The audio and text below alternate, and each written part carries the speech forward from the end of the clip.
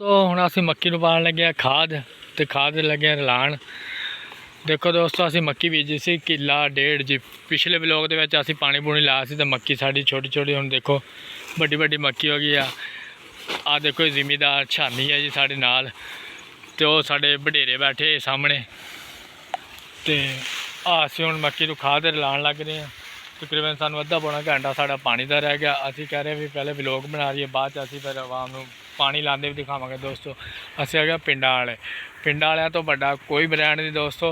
पिंडां वालियां नूं like share तुसीं जरूर करके जाया करो। मेरी अगर व्लॉग अच्छा लगे, देखो हुण छानी साहब जल्दी करो, टाइम बहुत थोड़ा वा अपने कोले। फिर आपां तैनूं पता खाद भी पानी है। देखो हुण दो खादां ने जी, एक तां हैगी DAP, एक यूरिया जी। हुणे रलाउण लग रहा वा। आ साडे वडेरे बैठे, मैं तुहानूं दिखाना वडेरे साडे गप्पां मारदे सी। हाँ वडेरे है जी साडे ਵੱਡੇ ਜਿਹੜੇ ਅੱਜ ਪਲੇਟਾਂ ਲਾਈਆਂ ਸੀ ਜੀ, ਕਿਉਂਕਿ ਪੀਟਰ ਸਾਡਾ ਸਟਾਰਟ ਨਹੀਂ ਹੋਇਆ, ਇਸ ਵਾਸਤੇ ਅਸੀਂ ਅੱਜ ਪਲੇਟਾਂ ਦੇ ਕੰਮ ਸਟਾਰਟ ਕਰ ਲਿਆ।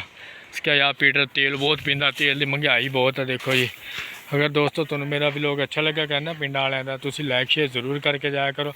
पिंडां वालियां तो वड्डा कोई ब्रांड नहीं दोस्तों। देखो जी हुण छानी इधर लाण लग रहा।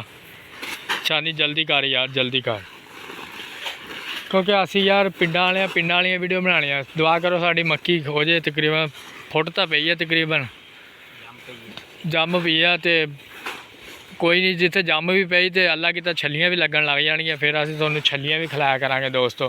जिन्हें खाया करनी है तो साढ़े को राबता रखा करिए दोस्तों। हाँ जी, लाइक शेयर जरूर करना साड़ी वीडियो नूं। मेरा यूट्यूब चैनल हाफिज़ नहीं व्लॉग, टिकटॉक की ID है नेम साहब 746। असीं पिंडां वाले आ। देखो दोस्तों